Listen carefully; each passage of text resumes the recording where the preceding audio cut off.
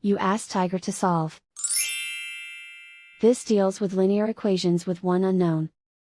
The final result is x equals 3. Let's solve it step by step.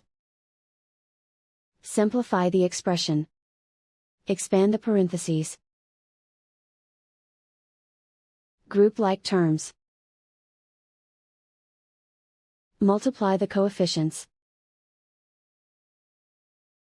Simplify the arithmetic.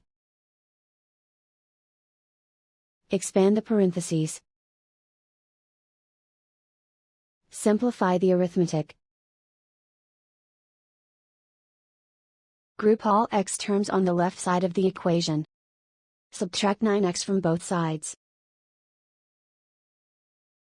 Group like terms. Simplify the arithmetic. Group like terms. Simplify the arithmetic. Group all constants on the right side of the equation. Add 28 to both sides.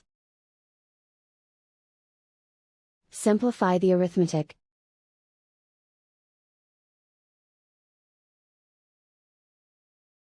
Isolate the x. Divide both sides by 4. Simplify the fraction. Find the greatest common factor of the numerator and denominator. Factor out and cancel the greatest common factor.